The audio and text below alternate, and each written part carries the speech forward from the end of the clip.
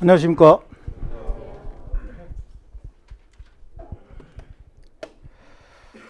자, 우리 53페이지 할 차례죠.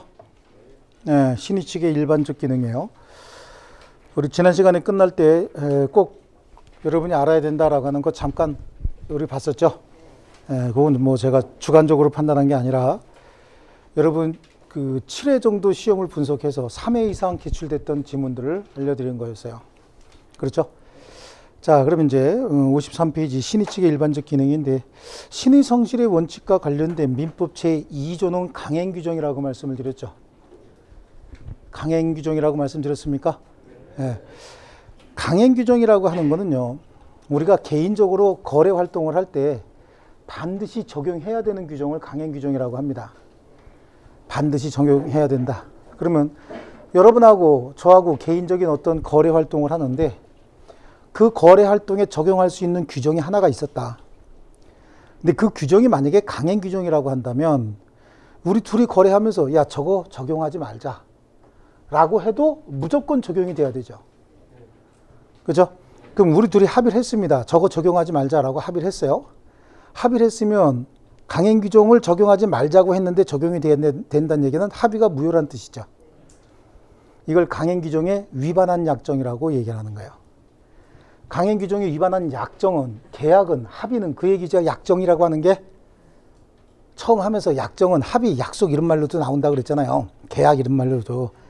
그러니까 이런 약정은 무효입니다. 그리고 그 강행 규정을 위반했는지 여부는 당사자 주장 입증할 필요 없어요. 강행 규정은 법원에서 무조건 직권으로 판단을 해버립니다. 아시겠죠? 그럼 이거 반대 해석을 한번 해볼게요. 당사자 간의 약정이 임의 규정을 위반했답니다. 그 말은 어떤 규정이 있는데 그 규정이 임의 규정인데 당사자가 합의하면서 야, 저거 적용하지 말자라고 얘기했으면 그거 적용 안 해도 된다 그런 뜻이죠. 그러면 당사자 간의 합의가 유효란 얘기예요? 무효란 얘기예요? 유효입니다. 이걸 줄여서 얘기합니다. 강행 규정에 위반한 약정은 뭐죠? 무효. 강행 규정에 위반한, 임의 규정에 위반한 약정은 유효. 이렇게 나눌 수도 있죠. 그리고 강행 규정을 위반했는지 여부는 법원에서 어떻게 합니까? 직권으로 판단한다. 아시겠죠? 자, 이러한 신의 측의 일반적 기능이다라고 하는 건데, 신의 측을 좀 우리가 앞에서 배웠던 말로 풀이하게 되면 가장 유사한 단어가 조리입니다. 조리. 사물의 근본 이치, 사람이 살아나가면서 반드시 지켜야 될 어떤 수칙, 사회적 약속 이런 것들을 신의 측이라고 합니다. 조리라고도 부를 수도 있어요. 그럼 이 조리라고 하는 건 우리 앞에서 공부할 때 법률의 규정이 없으면 관습법에 의하고 관습법마저 없으면 조리에 의한다라고 되어 있죠. 그러니까 결국은 법의 흠결을 보충해 주는 역할도 할 수 있네요. 법의 해석 기준이 존재하면 그 해석 기준에 따라서 해석을 하면 되는 거예요. 근데 법의 해석 기준이 없답니다. 그럼 어떻게 해석합니까? 내 기분 내키는 대로 해석할 수는 없는 거죠. 법규 해석의 일반 원칙이라는 게 있어요. 예를 들어서 민법 제 몇몇 조라고 하는 거고, 자, 제 1항에 A는 이렇게 해석해야 된다. 그러면 A는 이렇게 해석을 하는 게 맞아요. 그리고 제 2항에 B는 이렇게 해석해야 된다라고 하면 이렇게 해석해야 되는 거죠. 근데 제 3항에 C에 대해서는 아무런 언급이 없어요. C라고 언급만 해놨지 C의 해석 기준이 없는 거죠. 그러면 자의적으로 지 마음대로 지 편한 대로 해석해야 되느냐? 아니란 얘기죠. 항상 분쟁은 여기서 생기는 거예요. 이건 해석 방법이 정해져 있으니까 분쟁 생길 게 없습니다. 위반했는지 안 했는지만 보면 되는 거지 분쟁거리가 될 수가 없어요. 근데 이거는 각자 나름대로 지 마음대로 해석을 할 가능성이 있지 않습니까? 그럼 해석이라고 하는 건 각자 자신에게 유리하게 해석해서 행동하는 게 사람의 일반적인 모습입니다. 그런데 재판까지 가면 재판에서는 어떻게 할까요? 이거는 조리에 맞춰서 해석해야 됩니다. 그 조리를 이루고 있는 것이 뭐죠? 신의 측이라는 얘기죠. 신의 성질의 원칙에 따라서 해석해야 된다. 그래서 법에 해석 기준을 제시하고 그래서 이 법 규정을 구체화하고 명확화하는 기능을 신의 측이 주로 하는 겁니다. 이해되셨죠? 그럼 책으로 가면요. 규범의 구체화 명확화 기능을 확보할 수 있다죠. 무슨 뜻인지 아시겠습니까? 그거 줄칠 거 아닙니다. 안 치셔도 관계없어요. 이거 시험에 나온다고 절대 틀리지 않습니다. 지금 어려운 것 같아도 신의 측이다? 그럼 신의 측이면 신의 측에 따라서 규범을 해석해야 된다. 구체화 명확화될 수 있는 거고 신의 측에 따라서 규범을 해석한다. 그럼 그게 구체적 타당성도 확보할 수 있는 거 아닙니까? 해석 기준이 없어요. 근데 내 마음대로 해석했다. 그럼 자기 편의대로 해석했다. 자의적 해석이다 이렇게 얘기하는데 신의 측에 맞춰서 해석했다. 아, 그러면 누구래도 뭐 그거 그럴 수도 있네. 과거에는 베타라고 하는 게 과거에는 뭐 이쪽 방향이었다. 근데 지금은 이쪽 방향으로 해석할 수도 있는 거 아닙니까? 50년 전에는 이게 어떤 의미를 가지는지 모르겠지만 지금은 이 의미의 해석이 또 달라질 수도 있는 거잖아요. 그러니까 시대 변화에 적응성, 대응성을 갖추기 위해서 규범들은 굉장히 추상적으로 표시해 놓고 그 추상적인 규범을 구체화해서 우리 사회에 적용하는 건 신의 측이 그 역할을 하는 겁니다.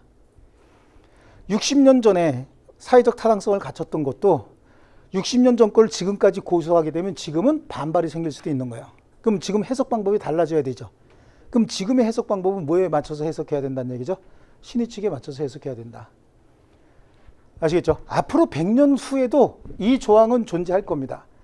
하지만 100년 후에 베타라고 하는 게 뭐였느냐라고 하면 지금의 베타와 또 의미가 달라질 수도 있는 겁니다. 그래서 구체적 타당성 확보가 가능하다라고 하는 거예요. 신의 측의 기능은요. 그 다음에 제3번에 보니까 재정법의 보완 및 수정 기능을 한다죠. 자, 요거는 3번에 있는 내용만 좀 줄쳐 놓으시면 돼요. 3번에 있는 굵은 글씨만 줄쳐 놓으세요. 시험에 나오면 재정법의 보완 및 수정이다라고 하는 걸 신의 측을 뭐하고 연결하면 되는 거죠? 신의 측을 조리하고 연결해 버리면 조리는 법률의 규정이 없으면 관습법, 관습법이 없으면 뭐에? 조리에 의한다라고 했잖아요. 그 조리의 대부분의 내용이 신의 측을 구성하고 있다. 아시겠죠? 그거 하나 정도만 줄쳐 놓으시면 됩니다. 자, 그렇습니다. 그 밑에 있는 이제 판례 한번 보겠습니다. 법률행위에, 자, 줄치라고 하는 것만 줄칠게요. 이건 이제 설명이 필요한 거예요. 법률행위에 근소한 부분의 채무 불이행을 이유로 계약 전부를 해지하는 것이라고 하는데 일단 설명을 드릴게요. 채무가 100억이에요. 100억의 채무가 있는데 100억의 채무를 다 갚고 2억 정도가 남은 거예요. 거기다가 2억에 대해서는 연체이자를 얼마 주겠다라고 약속을 했어요. 그러면 받는 사람 입장에서 봤을 때는 100억을 다 봐야 채권이 만족이 되는 거 아닙니까? 근데 제가 98억밖에 안 줬어요. 그럼 2억 원의 채무 불이행이 있었죠. 우리 법에 뭐라고 되어 있냐면 채무 불이행이 있으면 상당 기간 계약을 이행하라고 최고하고 그 기간 내에 이행하지 않으면 계약을 해지할 수 있다라고 되어 있습니다. 지금 현재 100억 중에 98억만 줬답니다. 채무 불이행 맞죠? 그렇죠? 그러면 우리 법 규정에 따라서 상당 기간 계약을 이행할 것을 최고하고 2억 더 달라고 최고하고 그때까지 이행하지 않으면 계약을 해지할 수 있다. 이건 법에 맞는 행동이긴 해요. 하지만 100억 중에 2억을 채무 불이행했다 그래서 계약 전부를 해지하는 거 이건 좀 과하지 않습니까? 자, 한번 들어볼게요. 100억을 다 줘야만 채무 이행이 되는데 100억 중에 98억만 줬다는 거야. 채무 불이행 맞잖아요. 그렇죠? 그러니까 채무 불이행이니까 최고하고 계약을 해지한다. 법대로 행동했죠. 근데 그게 여러분이 봤을 때 좀 너무하다는 생각이 들지 않습니까? 그 정도면 이게 우리 신의 측에 맞춰서 계약을 해석하는 거란 말이죠. 이런 정도는 너무 과도하지 않느냐라고 하는 거야. 신의 측을 위반했다라고 하는 거야. 이해하셨습니까? 그래서 이런 것들이 신의 측인 거죠. 아니 규정대로 합시다. 법대로 합시다. 그럼 법대로 하면 계약 해지하는데 아무 문제가 없는 거죠. 근데 누가 봐도 그건 좀 심했다. 왜 심했다고 생각을 한다고? 신의 성실의 원칙상 이거는 해제권을 남용하는 거 아니냐. 이렇게 이해할 수 있는 거죠. 그래서 한번 읽어볼게요. 줄치는 거 아니에요. 이거는. 법률행위 근소한 부분의 채무 불이행을 이유로 계약 전부를 해지하는 것은 신의 측에 의하여 허용되지 않는다. 총 매매대금이 2천만 원인 부동산의 매매대금 중 미지급 금액이 10만 5천 원이라는 거예요. 2천만 원 중에 얼마요? 10만 5천 원에 불과하고 그 미지급에 대해서 이자까지 주기로 얘기를 했는데 이런 미지급금이 조금 있다는 이유로 계약 전부를 해지하는 거 이건 좀 너무했다는 얘기죠. 여기에 뭐가 추가 설명이라든지 시험에 나온다라고 하면 여러분 틀릴 것 같습니까? 이거? 안 틀릴 것 같죠? 앞으로 잃어버리고 있다가 갑자기 9개월 후에 이게 시험에 나왔다 그러면 이거 해제해야 돼 라고 하는 느낌이 듭니까? 그냥 건전한 사람의 양심으로 생각해 보세요. 그래도 해제해야 된다 그러면 양심 없는 사람이죠? 대답이 없어요. 자, 그 다음에 2번도 볼게요. 미지급 공사대금에 비해서 하자보수 등이 매우 적은 경우 그렇습니다. 그러니까 도급 계약을 체결했어요. 제가 도급인이고 여러분이 수급인이라고 한번 해볼게요.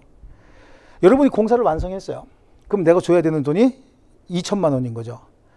근데 여러분이 나한테 납품한 물건에 하자가 조금 있네요. 근데 하자 보수 비용이나 하자로 인한 손해는 한 10만 원 정도 된다는 거예요. 그럼 제가 어떻게 해야 돼요? 1,900만 원 정도는 주고 100만 원 정도 남겨놓고 하자 보수 끝나면 나머지 줄게 라고 해야 되는 거야. 야, 이거 끝날 때까지 2천만 원 다 못 줘 해야 되는 거예요. 전자죠? 전자 쪽이죠. 그러니까 규정만 가지고 봤을 때는 수급인이 완전한 물건을 급부하지 않으면 도급인이 보수를 안 줘도 된다라고 하는 건 법률 규정에 나와 있는 거고, 좀 더 세부적으로 들어갔을 때 미지급 공사대금이, 제가 줘야 되는 공사대금은 2천만 원인데 여러분이 공사를 납품했을 때 거기에 발생한 하자는 한 50만 원 정도 된다. 그럼 제가 공사대금 2천만 원 중에서 1,900만 원 정도 주고 100만 원 정도 떼놓는 건 모르겠으나 2천만 원을 다 못 주겠다라고 하는 것도 여러분이 생각할 때 좀 너무한 느낌이 있죠. 그러니까 이건 신의축 위반이다 이렇게 얘기하는 거야. 그러니까 신의축은 굉장히 추상적이고요. 어디에나 다 적용될 수 있고, 결국은 신의축을 가만히 생각하면 아, 저게 조리구나. 그렇죠? 예, 사물의 근본이치고 사람들이 살아나가면서 지켜야 될 도리구나. 예, 이렇게 판단하시면 되는 겁니다. 이것도 큰 문제는 없죠. 예. 그래서 그 2번만 좀 체크를 해 놓으십니다. 2번만. 왜냐하면 요 지문은 요 자체가 시험에 잘 나옵니다. 그래서 미지급 공사대금에 비해서 하자보수비 등이 매우 적은 경우에 도급인이 하자보수 청구권을 행사해서 동시행의 항변권을 행사할 수 있는 기성공사금 대금의 범위는 하자 및 손해에 상응하는 금액의 범위로 한정하는 것이 공평과 신의축에 부합되고, 나머지 공사대금은 하자로 인한 손해배상 채권과 동시행 관계라고 할 수 없다. 여기 나올 수 있는 지문이 몇 개가 있습니다. 일단은 동시행의 항변권을 행사할 수 있는 금액은 하자와 상응되는 금액이죠. 그래, 미지급 공사대금이 얼마 되지 않는데 전체 공사대금에 대해서 지급을 거절하는 것은 신의축 위반이죠. 두 가지가 시험 지문에 나올 수 있는 겁니다. 여기는. 아시겠죠?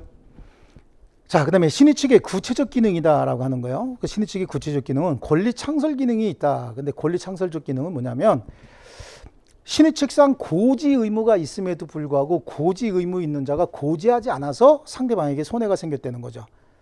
그러면 신의축상 고지 의무 있는 자가 고지하지 않았다는 얘기는 강행규정 위반했다는 얘기죠.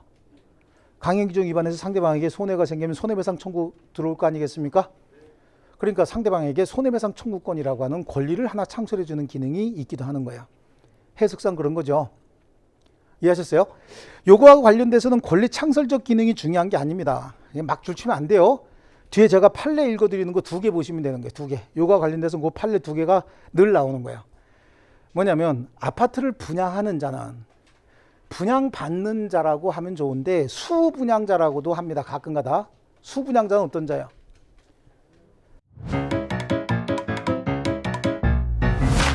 에듀윌 유료 회원만의 특별한 서비스.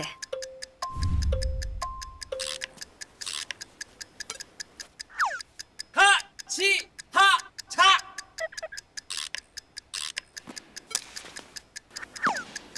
하치하차 정답! 같이 하자 친구야. 에듀윌 유료 회원.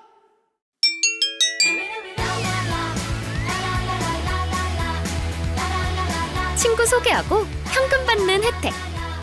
오직 에듀윌 유료 회원에게만. 에듀윌. 분양 받는 자, 받을 수야, 받을 수. 수령할 때 수분양자, 또는 좀 교수님들이 조금 한글말로 풀어서 이렇게 문제 낼 때는 교수들이 분양 받는 자라고도 얘기하고 수분양자라고도 얘기해요. 그럼 분양하는 자는 뭐라고 해요? 그냥 편하게 분양하는 자는 이라고도 하지만 분양자는 이렇게도 합니다. 아시겠죠? 이게 또 이제 분양자와 수분양자는 구분이 되십니까? 그러면 분양하는 자와 분양받는 자로 시험에 나오면 쉽게 구분이 돼요. 그렇죠? 내가 너무 쉽게 자세히 얘기하나요? 아니죠? 예, 근데 뭐 이렇게 적는 것도 많으세요. 안 적어도 될 것 같은데 내 생각에. 분양자와 분양받는 자 이름 좋은데, 분양하는 자와 분양받는 자 이름 좋은데 그냥 분양자와 수분양자 이래도 누가 누군지 구분이 되시죠? 그러면 아파트를 분양하는 분양자는 아파트 단지 인근에 공동묘지가 조성돼 있다. 또 유사한 판례가 아파트 단지 인근에 쓰레기 매립장이 조성되어 있다라고 하는 사실을 분양받는 수분양자에게 고지할 신의칙상 고지 의무가 있어요. 근데 이걸 고지하지 않았답니다. 그럼 분양받은 자들은 분양받자마자 공동묘지 옆에 아파트를 갖게 되는 거고 쓰레기 매립장 옆에 아파트를 갖게 되는 거죠. 그 아파트 가격이 천정부지로 올라갈까요? 곤두박질까요? 곤두박질 치겠죠? 그럼 아파트 가격이 떨어졌다는 얘기는 손해가 생겼다는 얘기잖아요. 근데 여러분 같아도 아파트 분양받으러 갔는데 옆에 공동묘지가 있다면 분양받을까요? 쓰레기 매립장, 수도권 쓰레기 매립장이 있다 그러면 분양받을까요? 향기가 끝내줘요 그러겠죠. 예. 그래서 분양 안 받을 거라고. 그러니까 그걸 알리지 않고 분양을 했어요. 근데 나중에 입주하고 보니까 쓰레기 매립장이 있고 공동묘지가 있다. 그냥 분양받은 사람들은 굉장히 배신감 느끼겠죠. 그럼 그 사람은 신의칙상 고지 의무를 위반한 거예요. 고지 의무를 위반해서 손해배상 청구권이 생긴다라고 하면 지금 제가 설명드린 것 중에서 몇 개, 쓰레기 매립장하고 뭐요? 공동묘지 두 개가 판례로 나오는 겁니다. 아시겠죠? 그 다음에 권리의 변경 및 소멸 기능이 있는데 이 권리의 변경 소멸 기능은 사정 변경의 원칙과 실효의 원칙이라고 하는 게 있어요. 이게 이제 신의칙의 파생 원칙이 있습니다. 조금 이따 볼 겁니다. 자, 사정이 변경이 되면 계약의 내용도 변경해야 된다. 이게 신의칙상 원칙인 거죠. 그럼 이게 권리의 변경 또 실효의 원칙은 권리자가 권리를 행사할 수 있는데도 오랜 기간 동안 권리를 행사하지 않아서 상대방이 더 이상 권리를 행사하지 않겠구나라고 믿게 해놓고 상대방에게 그런 신뢰를 준 거죠. 둘 사이에 너무 친하게 잘 지내고 있고 권리자가 권리를 행사하지 않고 있으니까 상대방도 제가 더 이상 권리 행사하지 않겠구나라고 믿을 만한 행동까지 한 거야.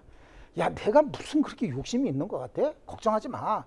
라고 해놓고 상대방 안심시켜놓고 느닷없이 권리 행사하는 거 있죠. 이것도 일종의 배신행위거든요. 예. 이것도 신의칙상 허용되지 않는다는 얘기죠. 그럼 그때는 그 권리는 어떻게 돼요? 소멸한다. 이걸 실효의 원칙이다라고 합니다. 이게 신의칙의 파생 원칙이야. 그래서 권리의 변경 또는 소멸의 기능도 하는 것이고요. 또 법률행위 시 행위의 준칙이 된다라고 하는 거예요. 법률행위 시 행위의 준칙이 된다. 우리 신의칙이 일종의 조리라고 했잖아요.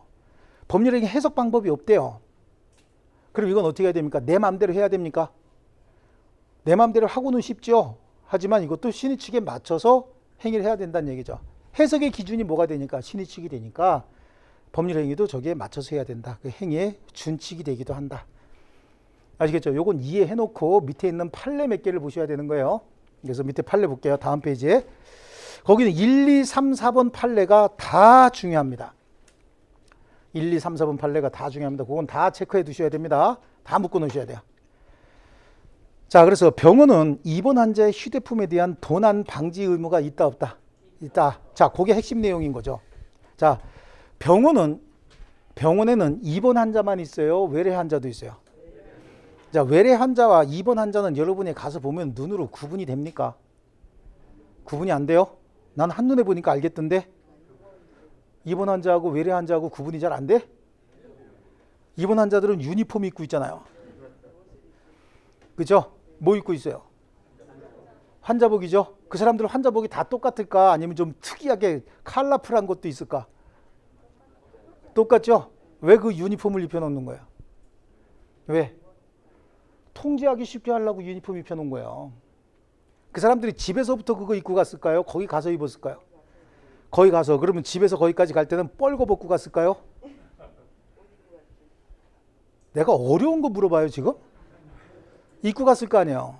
그럼 입고 간 그 옷은 어떻게 해야 돼? 늘 품에 안고 다녀야 되나요? 어딘가 보관해야 되겠죠? 그럼 보관할 수 있는 그 장치를 누가 마련해 줘야 되는 거예요? 병원에서 마련해 줘야 된다고. 시건장치라 해서 시정장치 있죠? 이렇게 자물쇠 달려있는 거 이거 마련해 줘야 되는데 그 전에는요. 불과 한 20년쯤 전에는 병원에 있는 락커 같은 거 이렇게 열면 밑에 뭐라고 되어 있냐면 상법 제100 몇 조에 의거 가액을 명시해서 임치하지 아니한 물건은 책임지지 않습니다 라고 하는 내용이 들어가 있었단 말이죠. 근데 이 판례에 의해서 그거는 이미 다 무효가 돼버린 거야. 그 전에는 병원에 입원 환자들이 자기 소지품들을 병원 그 락커에다가 집어넣는데 이게 열려가지고 도둑놈이 가져갔다. 그러면 그걸 가액을 명시해서 병원에다가 임치를 했어야 되는데 그걸 안 했기 때문에 병원에다가 책임을 물을 수가 없었어요. 근데 이 판례에 의하면 병원은 입원 환자에게 환자복을 입히는 이유는 통제하기 위해서 환자복을 입혔기 때문에 통제하는 만큼 뭐 해줘야 된다? 보호해줘야 된다는 얘기예요. 아시겠죠? 그러니까 병원은 입원 환자의 휴대폰 등을 보관할 수 있는 보호장치를 마련할 신입직상 보호 의무가 있다는 얘기입니다. 이해하셨어요? 예. 이런 것들을 자꾸 머릿속에 집어넣어야 권리의식도 생기고 내가 민주시민으로서 어떤 권리를 행사할 수 있는가라고 하는 게 자꾸만 생겨야 되는 거예요. 잠깐만요. 지금은 그거하고 관계없는 겁니다. 조금 다 이제 끝나고 질문해 주세요. 네. 목욕탕에 가는 거는 목욕은 상업시설이잖아요. 지금은 병원을 얘기하는 거고요. 그렇죠? 네, 목욕은 상업시설이기 때문에 거기는 상법이 적용되는 거 맞습니다. 목욕탕에 가면 있어요. 라카에 가액을 명시해서 임체하지 않은 물건에 대해서는 책임지지 않습니다 라고 하는 게 있죠. 네. 목욕을 하면서 귀중품 같은 거 이거 왜 가져가? 다 벗을 건데 돈은 왜 몇백만 원씩 가져갑니까? 범죄 수익이니까 가져가는 거예요. 어디다가 숨길 데가 없어서. 그거는 가액을 명시해서 임체해야 되는 거고, 병원은 돈 숨기러 병원 가는 놈 있나요? 최근 가끔 있더라. 그죠? 예, 뭔가 피하기 위해서 가는 놈들도 있긴 있는데 통상적으로 그렇지 않습니다. 그래서 목욕탕하고 병원은 완전히 다릅니다. 예, 그거 질문하고 싶었던 거죠? 예. 그다음에 아파트 분양자는 아파트 단지 인근에 매립장이 건설될 사실 또는 인근 공동묘지가 조성되어 있다는 사실. 쓰레기 매립장과 공동묘지 한꺼번에 나와 있죠. 이게 판례가 다른 거지만 두 개 그냥 같이 집어넣은 겁니다. 예, 고지할 신입직상 의무를 부담하는데 이거 고지하지 않아서 손해가 생겼다 그러면 손해배상 청구권의 대상이 되는 겁니다. 그 다음에 고객의 안전 및 보호 의무는 신입직상 인정되는 부수적인 주의 의무다. 숙박업자는 이렇게 얘기를 하는데요. 숙박업자는 뭐죠? 여관 및 호텔 주인 얘기하는 거죠. 자, 요거 숙박업을 우리 민법상 용어로는 일시 사용을 위한 임대차다 이렇게 얘기를 합니다. 임대차예요. 우리가 보통 알고 있는 임대차는 한 2년 동안 사는 주택 임대차 아니면 1년 이상 영업하게 되면 상가 건물 임대차라고 생각을 하시죠. 통상적인 임대차는. 그런데 일시 사용을 위한 임대차는 여관이나 호텔 가갖고 한 3일 거주하겠다, 한 일주일 거주하겠다라고 하는 임대차인 거죠. 그럼 통상적인 임대차와 일시 사용을 위한 임대차의 차이는, 통상적인 임대차는 오랜 기간 동안 거주하면서 임대인은 임차인이 사용 수익이 가능한 상태까지만 제공해 주면 되는 거예요. 그럼 그 오랜 기간 동안에 자기가 사용 수익의 편의시설들은 자기가 스스로 마련해야 되고, 자기가 사용 수익하는 과정에 자기의 귀중품 등을 도난당하지 않도록 시정장치 같은 건 스스로 마련해야지 임대인이 그것까지 해줄 의무는 없는 거예요. 근데 호텔이나 여관 같은 숙박업소, 즉 일시 사용을 위한 임대차는요, 하루 저녁 자고 또는 이틀 저녁 자고 나가는 거 아닙니까?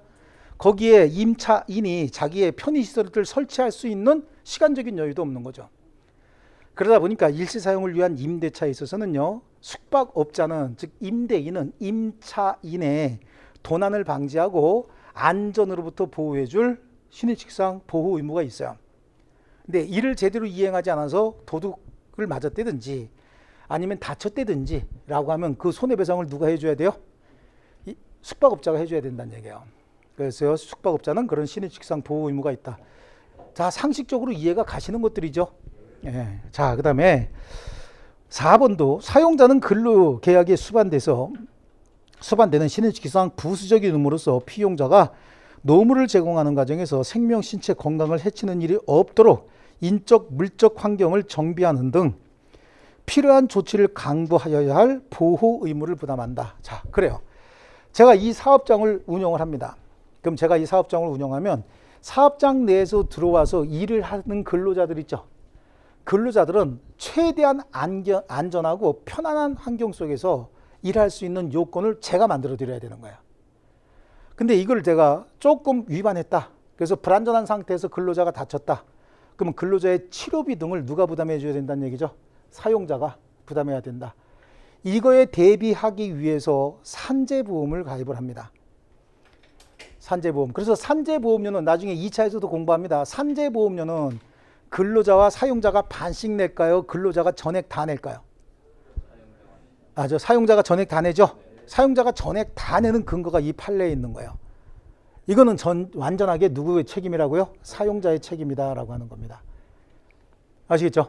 네. 그래서 1번, 2번, 3번, 4번 판례 중요한 것들입니다.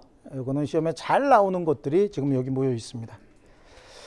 자, 그 다음에 양쪽 가로 5번에 신의 축을 위반하게 되면요, 신의 성신과 관련된 민법 제2조는 강행 규정에 관한 것이죠. 이에 위반한 행위는 뭐가 돼야 됩니까? 무효가 돼야 된다. 아까 설명했죠. 처음 도입하면서. 그리고 신의 축에 위반했는지 여부는 당사자가 주장하지 않아도 법원에서 어떻게 해야 됩니까? 직권으로 판단해야 됩니다. 이해하셨죠? 예. 자, 그 다음에 신의 측의 파생 원칙이 몇 개가 나오죠. 금반응의 원칙이라고 하는 게 있습니다. 금반응의 원칙은 다른 말로 일구이연하지 말라라고 하는 원칙인 거죠. 처음에 내가 어떤 행위를 했는데 그 행위가 나중에 보니까 나한테 불리하게 작용하는 경우가 있어요. 이때는 우리 말 바꾸고 싶죠? 그죠? 근데 불리하게 작용한다라고 해서 말을 바꿨다? 이걸 신의 측 위반으로 보는 거죠. 바꾸지 말라는 얘기야. 쉽게 얘기해서 일구이연하지 마라 그런 얘기인데, 가장 잘 나오는 판례가 이겁니다. 자, 갑이 71세 대신 아버지고요. 81세 대신 아버지고 51세 된 아들 을이 있습니다. 근데 아버지가 쉽게 얘기해서 돌싱입니다. 돌싱이 뭐예요? 돌싱. 그런 거야? 돌싱이? 그러면 돌아온 싱글 그리고 끝나면 안 되는 거야. 돌싱이라고 하는 용어를 붙이려면 이분에게 재산이 많다는 얘기예요. 재산도 없으면서 돌아오신 분을 뭐라 그래요? FA. 예? 포레비. 그죠? 프리에이전트가 아니고 포레비예요. 한국말로. 돌싱입니다. 재산이 좀 많다 그런 얘기죠. 예. 그런데 재산이 많은 돌싱에게는 누가 있습니까? 시컨드가 아니죠. 돌싱인데. 그렇죠. 퍼스트가 있을 때 시컨드죠. 시컨드가 아니지. 그렇죠. 언더 28입니다. 그렇죠. 이분 연령과 관계없습니다. 문제가 뭐란 얘기죠? FA가 아니란 뜻이죠. 그래요. 자, 이분 말 잘 들어, 잘 안 들어? 잘 듣죠. 기존에 계시던 만화님, 돌아가신 만화님은 말 잘 안 들었죠? 말 참 잘 듣습니다. 아들이 51세 된 아들이 있는데 이 아들이 사업이 좀 힘들어요. 단독 상속인인 거야. 많은 재산이 있는데 아버지한테 그런 얘기를 합니다. 아버지 돌아가시면 어차피 저한테 주실 건데 지금 좀 주시면 안 됩니까? 지금 좀 주시면 제가 사업에 요긴하게 쓰겠습니다. 그럼 아버지는 주고 싶습니까? 안 주고 싶습니까? 주고 싶죠? 주려고 하는데 누가 못 주게 하는 거야? 그쵸? 여기 뭐라고 불러요? 오빠 잘 아시네. 에듀윌 유료회원으로 가입을 했더니 친구 추천 이벤트가 있더라고요. 그래서 주변에 아는 사람들한테 추천을 다 해줬어요. 근데 친구들이 결제할 때마다 10만 원씩 받았거든요. 그래서 한 지금까지 받은 게 200만 원 가까이 되는 것 같아요. 뭐라고 얘기해요? 오빠는 왜 애들 버릇을 그렇게 가르쳐? 이렇게 얘기하죠.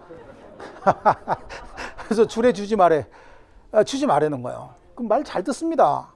그러니까 화가 나니까 어머니 제사 때 가갖고 아버지 거 하나 끌어다가 팔아버립니다. 뭐라고요? 나는 우리 아버지 갑을 대신해서 온 대리인 을입니다.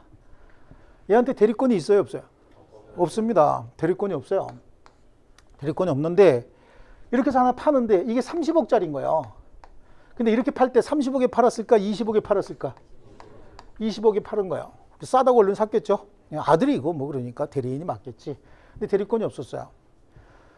나중에 아버지가 돌아가십니다. 이 무권 대리는요, 아버지가 나중에 추인하게 되면 유효가 되는 거고요. 추인을 거절하게 되면은 무효가 돼 버립니다.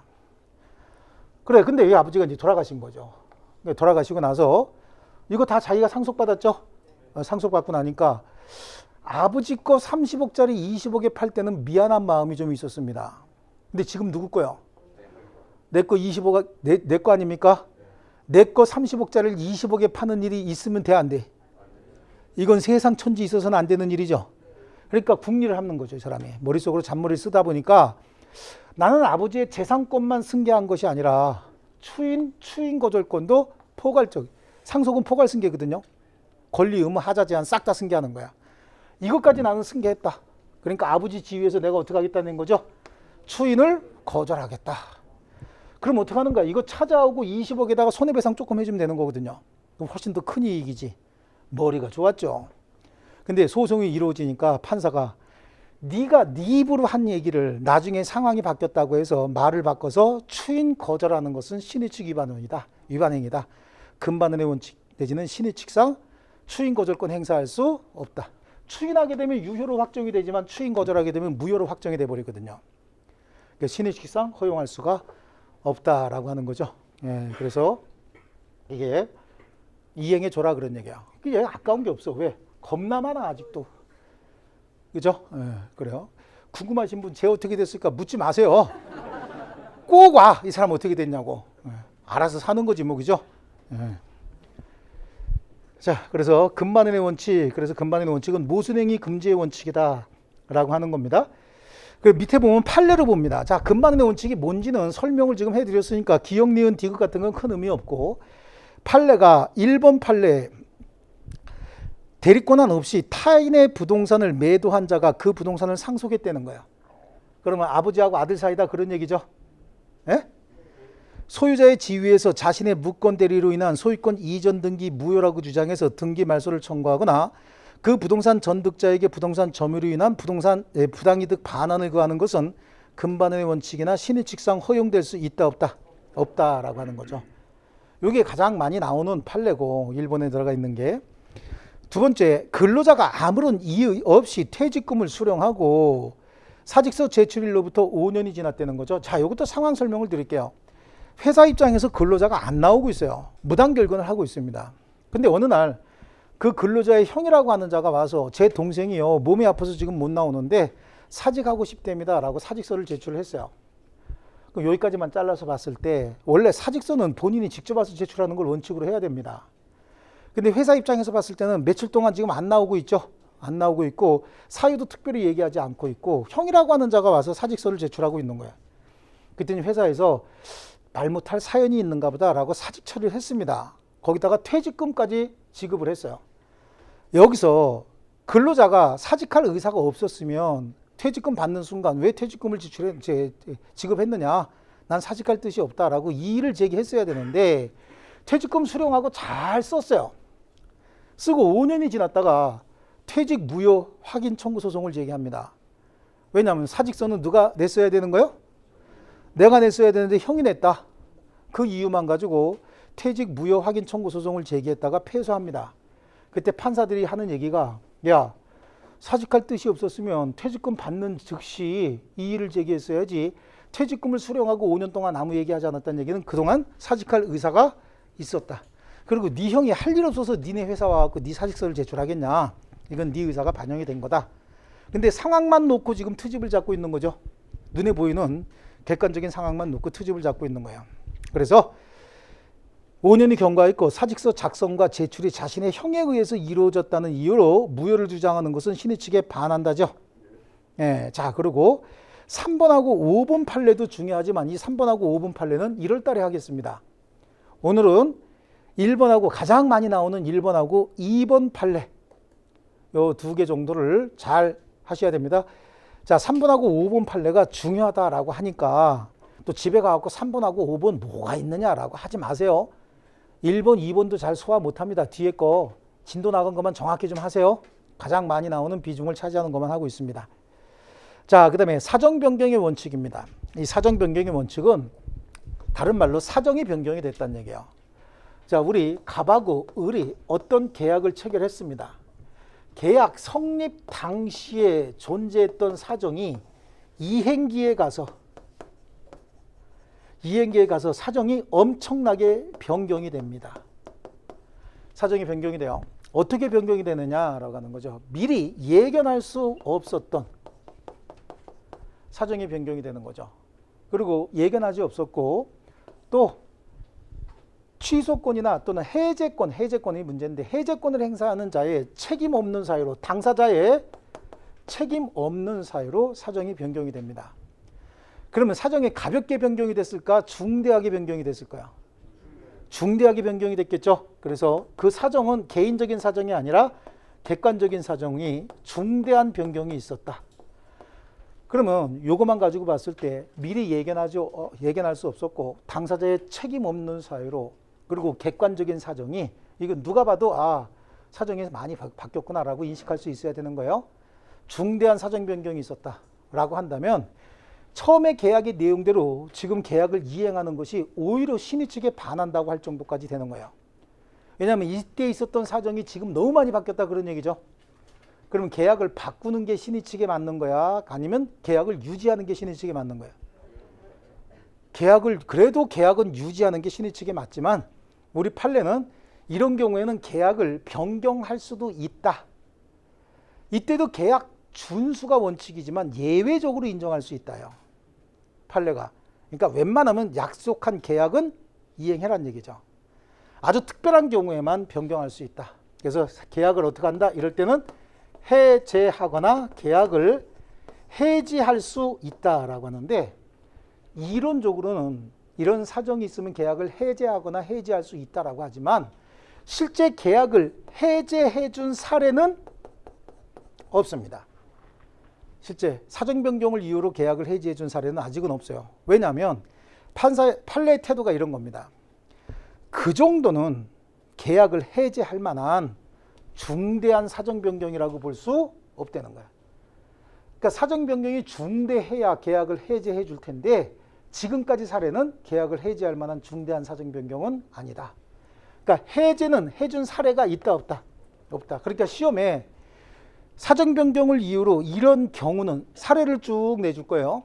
이런 경우는 사정 변경을 이유로 계약을 해제할 수 있다 그럼 틀린 지문이고 해제를 허용하지 않는다 그럼 맞는 지문이 되는 거예요. 무조건. 아시겠죠? 뭐 얘기하고 있어요 지금? 해제 얘기하고 있다고. 예를 들어서 지방자치단체로부터 불화받은 토지가 52억이 불화받았어요. 지방자치단체로부터 토지가 3개월 후에 공공공지에 편입이 돼요. 그럼 지방자치단체로부터 불화받을 때는 여기다가 내가 대형 음식점하고 주차장 그다음에 숙박시설 만들려고 했던 거예요. 서울에 있는 저 유명한 산 입구에 공지가 있었어요.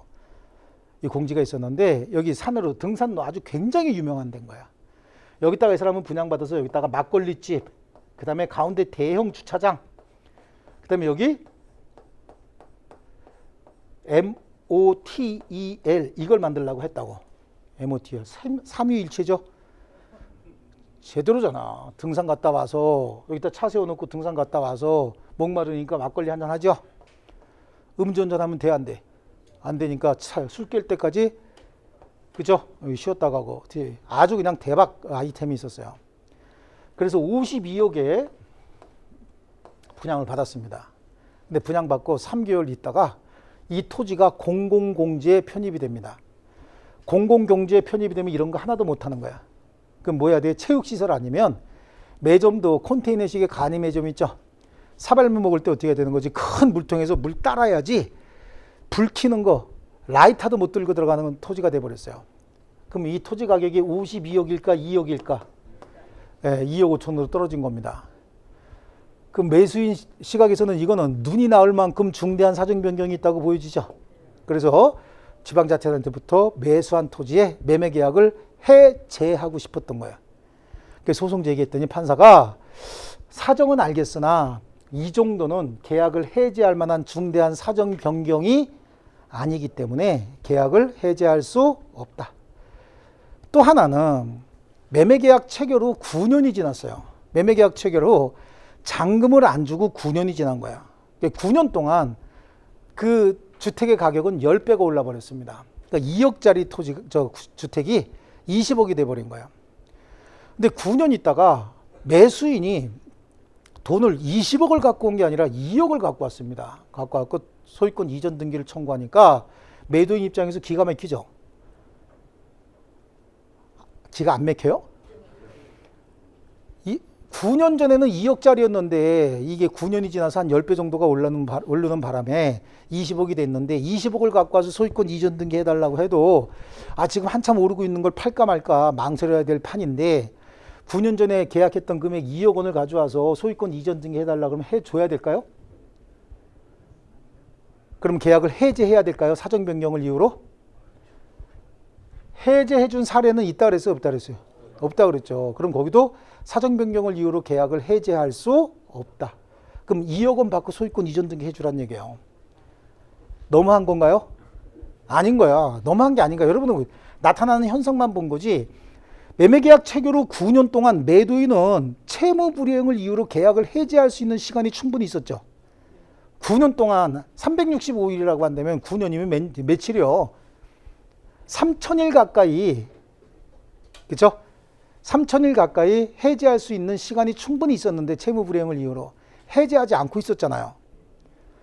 그러다가 매수인이 2억 원 갖고 하고 소유권 이전 등기 해줘라 라고 하면 소유권 이전 등기 해줘야지 사정 변경을 이유로 계약을 해제할 수는 없다는 얘기입니다. 아시겠죠? 그럼 해지와 관련돼서는요, 여기는 계속적 계약 중에서 계속적 보증계약이 문제가 됩니다. 보증계약이요. 이분은 회사의 이사입니다. 이사님. 이사고 운영자예요. 운영자고 여기 이제 법인이죠. 회사예요. 이 법인과 은행이 있어요. 은행이 거래를 합니다. 어음 할인 약정을 하는 거죠. 그래서 어음 할인 약정을 하고 거래를 하는데 이 이사가 법인하고 은행 간의 어음 할인 약정에 대해서 보증 계약을 체결합니다.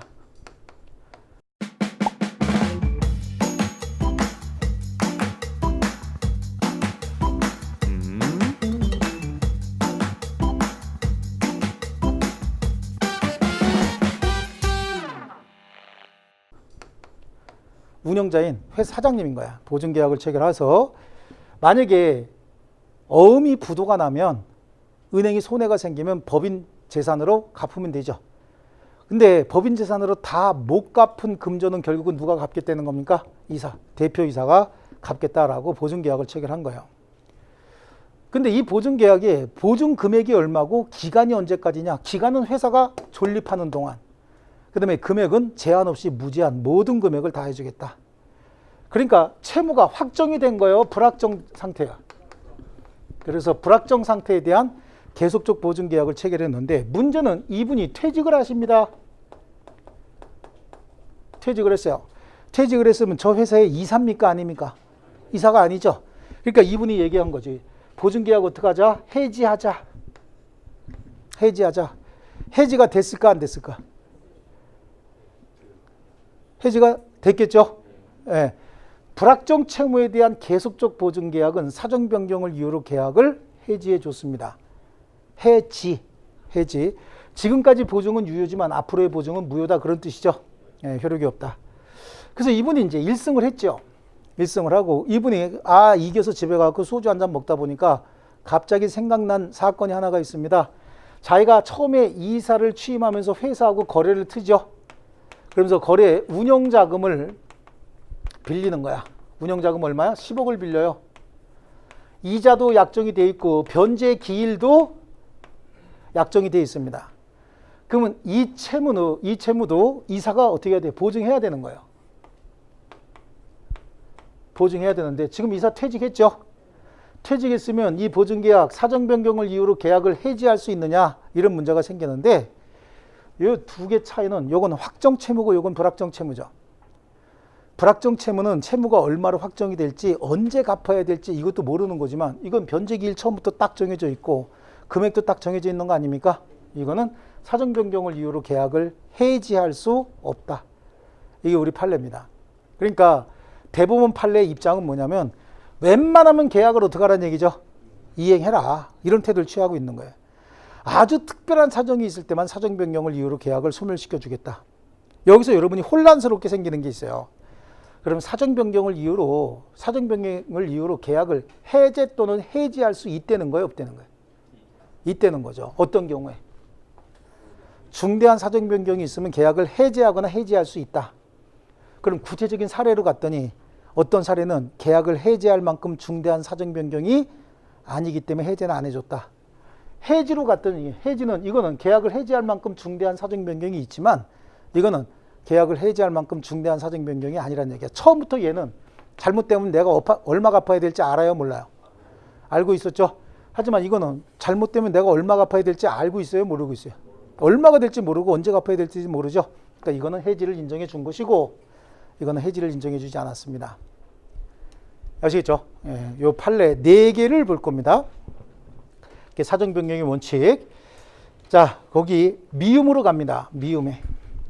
사정 변경을 이유로 계약을 해제하기 위한 전제 조건을 지금 설명을 드립니다. 계약 성립 당시 예견할 수 없었던 현저한 사정 변경이 있고 이러한 사정 변경이 당사자의 책임 없는 사유로 생긴 것으로서 계약의 내용대로 구속력을 인정한다면 신의 측에 현저히 반하는 결과가 생기는 경우에 계약 준수의 예외로서 인정되는 것이고, 그래도 계약은 준수해야 되지만 예외적으로 인정할 수는 있겠으나 여기서 얘기하는 사정은 계약의 기초가 됐던 객관적인 사정으로서 당사자의 주관적 또는 개인적인 사정을 의미하는 것은 아니다. 여기 좀 다 들어가 있죠. 뭐라고 되어 있습니까? 예견할 수 없었고 당사자 책임 없는 사유로 발생을 했고 객관적인 사정이 중대하게 변경이 됐을 때 사정 변경을 이유로 계약을 해지할 수는 있겠으나, 넘겨보십니다. 사정 변경을 원인으로 한 계약의 해제, 해지와 관련돼서 해제는 여태까지 인정해 준 사실이 있어요, 없어요? 없죠. 하지만 해지는 인정해 준 게 있었죠. 그래서 해지 쪽으로 가면 두 번째 줄에 불확정 채무에 대한 계속적 보증 계약에 관해서는 사정 변경을 이유로 해지권을 인정하지만 확정된 채무에 대해서는 해지권을 허용하지 않는다. 그렇죠? 그래서 밑에 있는 판례는 계약의 해제와 관련돼서 2번과 3번 판례 다 체크하셔야 되는 거야. 2번은 뭐예요? 지방자치단체로부터 매수한 토지 얘기하는 거죠. 3번은 매매계약 체결 후 몇 년이 지났다? 9년이 지나고 시가가 10배가 올랐다는 이유만으로 계약을 해제할 수 없다는 얘기고, 계약의 해지는 불확정 채무가 나오면 계약을 해지할 수 있다, 없다? 있다. 확정 채무 나오면 해지할 수 없다. 사정 변경을 이유로 해지할 수 없다. 아시겠죠? 그래서 해지도 그 1번, 2번 판례. 그 다음에 해제는 3번하고 2번하고 3번 판례를 체크해 두셔야 됩니다. 자, 그 다음에 나오는 게 실효의 원칙입니다. 실효라고 하는 거예요. 실효는 말 그대로 효력을 상실했다는 얘기죠. 자, 요것도 잘 들으셔야 되는 게, 권리자가 권리를 행사할 수 있음에도 권리를 행사하지 않고 있습니다. 그러면 상대방이 이런 생각을 할 거야. 제가 권리를 계속 행사할까 안 할까 궁금하겠죠. 그런 상태로 유지됐던 게 아니라 권리를 행사할 수 있는 자가 권리를 행사하지 않고 있었고 중간중간에 권리를 행사하지 않을 것 같은 행동을 하는 거죠. 그럼 상대방 시각에서 제가 권리 행사하지 않겠구나 라고 신뢰를 하게 되죠. 그렇게 안심시켜 놓고 느닷없이 권리 행사하는 것이 반칙이란 얘기입니다. 신의 측 위반이다. 아시겠죠? 그래서 이 실효의 원칙도 신의 측의 일부 원칙이기 때문에 모든 법률관계에 당연히 적용해야 되는 거야. 그래서 거기 니은에 보면 적용 대상에 실효의 원칙은, 니은은 다 줄쳐놓습니다. 니은 다 줄쳐놓을게요. 실효의 원칙은 청구권 및 근로관계 등 모든 권리에 적용이 된다. 항소권 및 소송법상 권리에도 당연히 포함이 돼요. 그리고 실효기간이라고 하는 건 권리에 따라서 다른데 거기 이제 57페이지에요. 자, 리을해 보세요. 가족법상 권리 및 부동산 소유권도 당연히 신의 측의 적용 대상이에요. 신의 측의 적용 대상입니다. 신의 측은 모든 권리관계에 다 적용되기 때문에 적용 대상은 맞아요. 하지만 신의 측의 파생 원칙 중에서 실효의 원칙이 있죠. 실효의 원칙은 가족법상 권리에는 적용될 수가 없는 거야. 설명 잠깐 들어보면요. 가족 간의 권리를 오랫동안 행사하지 않았다고 해서 소멸시효가 완성된다든지 가족법상의 권리를 오랫동안 행사하지 않았다고 해서 상대방으로 하여금 더 이상 권리를 행사하지 아니할 것이다 라고 믿게 했다는 게 말이 되는 소리입니까? 예를 들어서 이게 유명한 판례가 하나가 있긴 있는데 그건 이제 사생활과 관련돼서 안 집어넣긴 했어요. 전에 책에는 있었는데 어떤 분이 혼외자가 있는 거야. 혼외자가 있는데 애비 입장에서 봤을 때는 그 혼외자하고 연락이 되는 게 아니라 연락이 안 되고 있어요. 안 되고 있으면 그 애비 입장에서는 지금 한 20, 30년 지났으니까 내 아들놈이 더 이상 나를 애비라고 찾지 않을 것이다 라고 신뢰를 하게 됩니까? 평생 가슴 한가운데 남아있겠죠. 뭘 전혀 생각지도 않은 척하고 모르는 척하고 있어요. 가정을 해보자고. 여러분이 그랬다는 게 아니라 가정을 한번 해보자고요. 지금 가정생활을 꾸미고 있는 자가 밖에 나가서 어떻게 실수를 해서 아기가 하나 생겼다고. 그럼 그 애비 입장에서 이 아기가 잘 크고 있나 궁금해, 안 궁금해? 안 궁금할 것 같아? 수컷들을 몰라도 너무 모르네. 궁금한 거예요. 궁금하고 항상 가슴 한쪽에 이 녀석이 잘 커야 될 텐데 라고 하는 걱정을 가지고 있었던 거죠. 그리고 한 30년 가까이 된 거야. 28년 정도가 된 거죠. 28년 정도 됐는데 그 아들이 자기 아버지가 누군지를 알아버린 거야. 그래서 굉장히 이제 격분을 하고 있는 거죠. 아버지는 너무 잘 돼서 너무 잘 살고 있는 겁니다. 근데 자기를 한 번도 찾지 않고 한 번도 자기를 보살피러 오지 않았던 거예요. 그게 굉장히 엄마하고 불우하게 둘이 컸던 거죠. 그러니까 이 아들이 화가 나니까 아버지를 상대로 자기가 태어나서 20살까지 부양해야 될 부양 의무가 있는데 부양 의무를 이행하지 않았다 그래서 그 부양비 청구 소송을 제기합니다. 자, 그런데 부양 청구권의 그 부양비 청구 소송은 소멸시효 대상은 아닌 거야. 근데 이 아버지가 뭘 주장했냐면 실효의 원칙을 주장했어요. 뭐라고? 나는 제가 나한테 부양 청구권을 행사할 수 있을 것이라고 생각했는데 행사하지 않았는데 너무 오랫동안 행사하지 않으니까 나는 제가 더 이상 나한테 행사하지 않을 거라고 믿었다. 그때 판사가 그게 애비가 할 얘기요? 이렇게 얘기한 거죠. 그게 애비가 할 얘기요? 아들이 혼자라도 이렇게 커졌으면 고마운 거지. 더 이상 날 찾아와서 부양 청구권 행사하지 않겠구나라고 믿었다. 그럼 믿음이 갑니까? 가요, 안 가요? 안 가는 거죠. 그래서 그 사람이 패소했는데 그 다음번에 소송이 뭐였냐면 소멸시효 완성됐다. 부양 청구권. 부양 청구권의 소멸시효는 3년이야, 3년. 소멸시효 완성됐다. 그러니까 걔가 성년이 되고 지금 한 8년이 지났지 않습니까?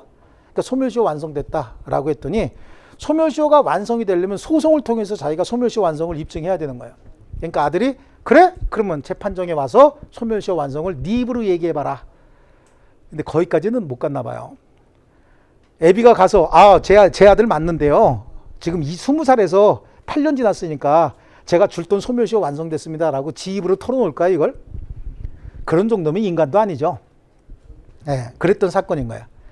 네, 그래서 아주 그 유명한 사건입니다, 그게요. 그래서 거기 리을에 보시면 가족법상 권리도 권리 및 부동산 소유권도 당연히 신의칙 적용 대상이지만 그 두터운 보호를 위해서 실효의 원칙을 적용해서 가족법상 권리와 소유권의 효력을 부정한 사례는 거의 없다. 이 소유권이라고 하는 건 물건에 대한 전면적 지배권입니다. 완전한 권리라고 해서 소멸시효도 적용되지 않고 실효의 원칙도 적용되지 않습니다. 소유권이라고 하는 건요. 자, 그 밑에 실효의 원칙과 관련된 판례 중에서 1번 판례하고 2번 판례만 좀 보겠습니다. 1번 판례 인지청구권은 이라고 돼 있죠. 인지청구권은 그거 줄쳐 놓으시고요. 가족법상 권리인데 두 번째 줄 중간에 보시면 장기간 행사하지 않아서 더 이상 그 권리를 행사하지 않을 것이라고 신뢰할 만한 정당한 기대를 상대방이 가지게 되었더라도 인지청구권은 실효되지 않는다. 그 기대, 그거 자체가 어리석은 거 아닙니까? 자, 그 다음에 두 번째, 토지 소유자가 점유자에 대해서 부당이득 반환 청구권을 장기간 적극적으로 행사하지 않았다는 사정만으로 부당이득 반환 청구권이 실효의 원칙에 따라서 소멸했다고 볼 수는 없다. 자, 예를 하나 들어둘게요. 저 물건이 내 물건이 아니에요. 저기 하나 누가 있어. 누가 이제 소유자가 있을 텐데 저 물건이 내 물건이 아니에요. 근데 탐나는 물건이야. 근데 내 물건이 아닌데 소유자가 누군지는 모르고 오랜 기간 동안 저기 방치되어 있는 거야. 지나가면서 자꾸 쳐다봐요. 왜 쳐다보는 거야? 가지려고. 내 거 아니라는 거 알아, 몰라요? 알아요. 근데 탐나는 물건인데 저기 계속 방치되고 있어. 그러니까 내가 슬그머니 가져왔다. 그럼 내가 소유자가 됩니까? 아니죠. 그럼 점유권만 있는 거야. 점유자인 거죠. 나중에 소유자가 나는 저기다가 내 물건 놔두고 지나다니면서 한 번씩 너무 멋져. 그리고 만족감을 나름대로 만족감 얻는 방법은 끌어안고 있으면서 만족감 얻는 방법도 있지만 공시해놓고 자랑스러운 어떤 자부심 이런 거 갖는 것도 만족감이 될 수 있는데 어느 날 보니까 어떤 놈이 집어가 버렸네요. 찾아보니까 저 녀석이 품에 안고 다녀요. 그럼 걔한테 뭐라 해야 돼? 물건 내놔. 물권적 청구권에 의해서 물건 돌려받아야 되죠. 물건 돌려받고 또 뭐 해야 되는 거요? 손해배상 청구해야 될 거 아닙니까? 부당이득 반환 청구 내지는 사용이익에 대해서. 근데 소유자가 안고 보니까 저기 놔두는 것보다 점유자가 품에 안고 다니는 게 훨씬 더 돋보여 보이네. 그러니까 어떻게 해요? 장기간 동안 부당이득 반환 청구권을 행사하지 않았다는 거야. 이때 이 사람 마음속은 제가 갖고 다니는 게 훨씬 더 돋보여 보이니까 그냥 놔둔 것이지 그렇다고 해서 소유권을 행사하지 아니할 것이다 라고 하는 의지가 있었다고 볼 수 있어요, 없어요? 없는 거야. 그래서 소유권이라고 하는 건 실효의 원칙상 소멸할 수 있는 게 아니야. 물론 점유하고 있는 사람은 갖고 싶은 마음에 저 녀석이 지 물건인지 알면서도 나한테 달라고 안 그러네. 그러면 쟤는 더 이상 나한테 소유권을 행사하지 않을 거야 라고 믿음을 가졌어도 이건 어리석은 믿음이죠. 예, 그걸 얘기하고 있는 겁니다. 그래서 토지 소유자가 그 점유자에 대해서 부당이득 반환 청구권을 장기간 적극적으로 행사하지 않았다는 사정만으로 부당이득 반환 청구권이 이른바 실효의 원칙에 의해서 소멸했다고 볼 수는 없다. 단지 뭐 한 거야? 편의를 좀 봐줬을 뿐인 거예요. 편의를 봐줬을 뿐이고, 이렇게 왜 사람 이런 게 있잖아. 배려가 계속이 되면 지 권리인 줄 안다 이거 있죠? 이게 여기서 나온 말인 거예요. 이해하셨습니까? 그래서 1번, 2번 판례 좀 잘 보시고요. 그 다음에 권리남용 금지의 원칙이 있죠. 이 권리남용 금지의 원칙, 요거는 뭐 길진 않습니다. 근데 조금 쉬었다 할게요. 예. 요 신의 성실의 원칙까지 끝나야 조금 어려운 게 넘어가고 쭉쭉쭉쭉 나갑니다. 이 신의 성실의 원칙 굉장히 어려운 부분입니다. 판례도 많고. 그리고 한 문제 거의 나옵니다. 자, 쉬었다 하겠습니다.